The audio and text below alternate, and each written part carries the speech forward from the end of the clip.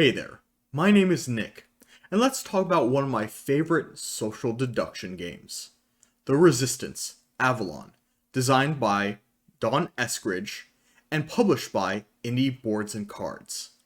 Before we begin, let's clear something up first.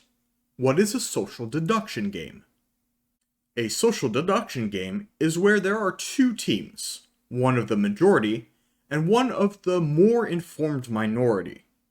The fun in these is pretending to be part of the majority group, or actually being part of the majority group, and then deceiving or tricking others into winning as the part of the team that you started on. The general premise of Avalon is that King Arthur's loyal servants are trying to go on several quests and succeed them, but the evil minions of Mordred are trying to foil their plans.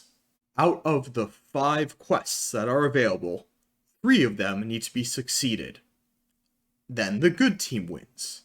Otherwise, the evil team wins.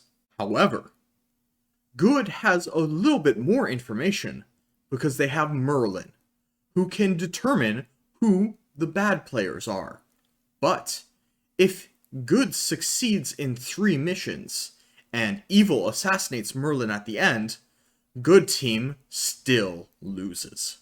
I will be going over the strategy of how the base game plays. This means that I will only go over the characters of Merlin, Morgana, Percival, and Assassin, as well as all of the characters with no abilities. First, the game starts. Everyone is assigned characters secretly. One person is Merlin, one is Percival, one is Morgana, and the other Assassin. There will be more good people, and possibly more evil people, depending on your player count. Then, a person is chosen at random to be the leader. They can then choose a set number of people to go on a mission. There is a simultaneous voting process. If the majority vote to accept, the mission goes through. If not, the leader token passes, and the next person chooses a new team. If the mission is accepted, all good players must play Succeed on the quest. If you are evil, you can choose between Succeed or Fail. If there's at least one fail, bar some special circumstances, the mission fails. If the same mission is rejected 5 times in a row, the game ends and evil wins. If there are 3 fails, evil wins. If there are 3 succeeds, the assassin gets to pick a player. If that player is Merlin, evil wins. Otherwise, good wins. Phew, that was a lot. Now, where do we go from here? Let's look at the axioms. I've marked them here on the flowchart. Here is the list of axioms in the order of the complexity to teach. I will be going over them in this order. Let's start with the reject on hammer axiom. Here are the axioms that I discussed in the flowchart. Let's move to the proof. If all good players accept here, the game goes on. If all good players reject here, then evil wins. However, shown by this QA, good players are heavily incentivized to accept. Since evil wants to hide, more on that later, evil should accept as well.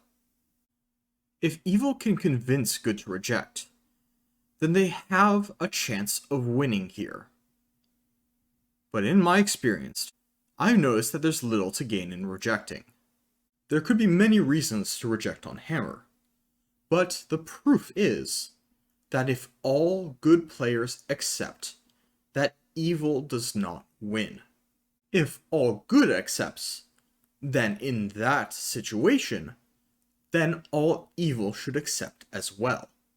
You can reject on hammer as a good player, but know that you are taking away one more person that could have accepted and prevented evil from winning. If, by some case, more than one person on the good team decide to reject, then there's a situation where evil could swing the vote. Here are the axioms for the next topic. Now for the proof. At least one, sometimes two evil has to get on the mission. To do that, the mission has to be approved with evil on it. To do that, a mission has to be proposed with evil on it. Here is the chart to better visualize it. Notice that if there is a reject on hammer, that evil wins. And on top of that, if there are already two fails, that the third mission fails, evil wins as well. So let's chart out how this all looks like. We know that 3 fails can happen in 3, 4, or 5 missions. The fastest they can get done in is 3 missions. And the steeper the slope, the better their efficiency at failing the missions, which can be visualized here. If we optimize our win with this axiom, the idea would be to get evil as fast as possible on teams. Evil would propose evil teams, and evil people would fail missions. Seems like this should be the only strategy for evil. But if good catches on and uses some careful logic to deduce who is evil on which teams, then this can turn very badly for evil very quickly. The first of the last 2 axioms, which ties into the other one, is if someone other than Merlin is chosen to be assassinated. One of the axioms is having 3 missions succeed, so let's go back a step for the proof. Of the players on the third, potentially successful mission, we have to have it that no evil people fail the mission. Since that is not guaranteed victory for good, evil may or may not fail. However, if no evil are on the team, evil cannot fail. What do we know about evil? There are no axioms related to the proof on this one. We know that the number of evil people exceeds or matches the number of fails on the mission. Therefore, we can consider the chances of pulling evil from drawing randomly from a group that ended up failing the mission. If we draw the entire group, we pick up all the evils in that group. So this seems to be the caveat to the previous proof about how the evil team wins through mission fails. They can optimize and get many missions failed very quickly, but if they give away their entire team, that means that good can overcome them. Since good outnumber evil, when all of evil is found out, good can outvote them every single time and pick missions with 100% certainty that there will be no fails. Depending on the results of the game, evil will have to balance whether or not they give away information about who's evil and how quickly they fail missions with evils on it, and have those votes from evil members approving those missions. Notice that on the third failable mission, that if evil pulls all their votes together, and good is disorganized enough that they can swing the vote, approve a team with enough evils on it that it ends up failing, the mission fails, and then there is a subsequent victory for evil. So with all this uncertainty, how does good win? They have a secret weapon, and it is Merlin. Remember that there is this axiom: Merlin knows all evil. Good outnumbers all of evil. If Merlin reveals all evil and good believes them, then good outnumbers evil and will outvote evil every time. But if Merlin does this, every additional confirmed evil player beyond what was deduced by the general crowd, is an increased possibility that Merlin will get assassinated. So what can Merlin do? If Merlin tries sneaking this information in, then evil can get suspicious. If Merlin doesn't include a reason that is available to the majority of players. If Merlin unveils the entire evil team, then there is almost utmost certainty that the player revealing all this is Merlin, if no one else on the good team had a similar talking point as this. So again, how can Merlin give out this information? Let's look at the final notes that I have that aren't exactly tied to any axioms or proofs, and discuss about what some other strategies might be. Good can propose all the information they want. If they propose evil players, it is even easier for Merlin to agree.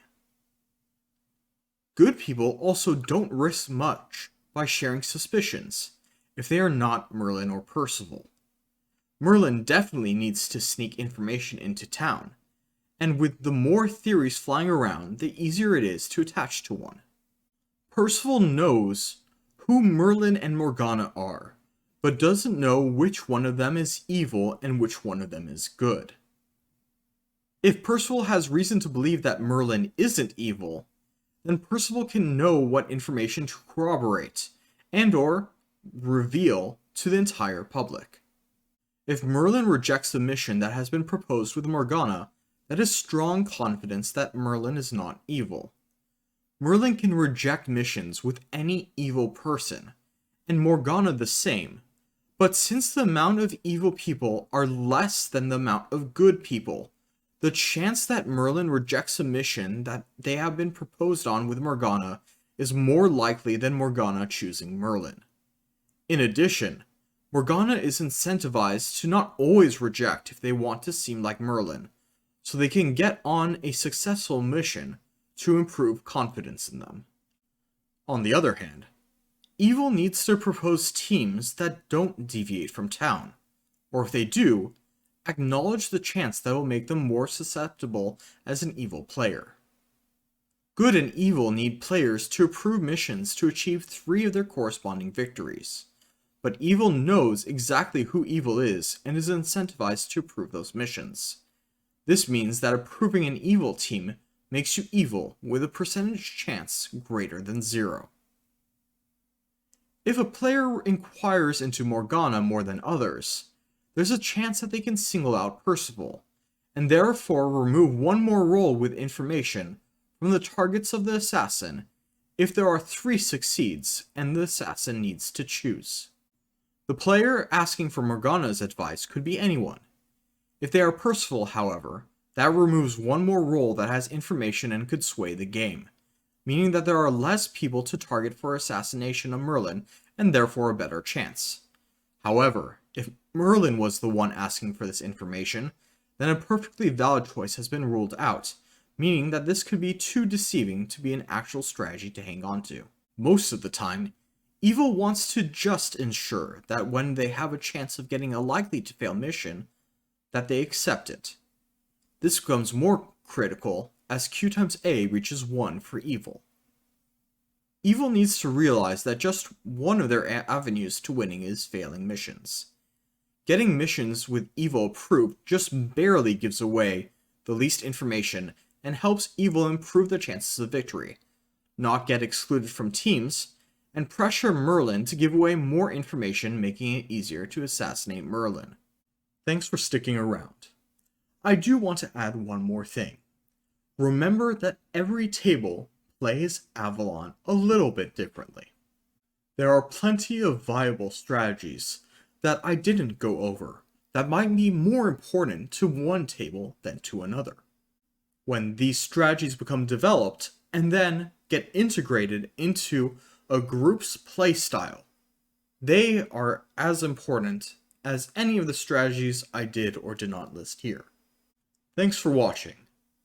Please, let me know what you think about my strategies, and leave a comment below if you want to discuss any of them. I'd love to hear what all of you think.